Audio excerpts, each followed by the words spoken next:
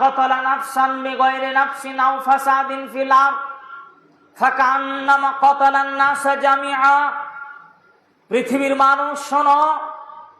কেউ যদি কোনো নিরীহ নিরপরাধ মানুষকে হত্যা করে, একজন মানুষকে হত্যা করে,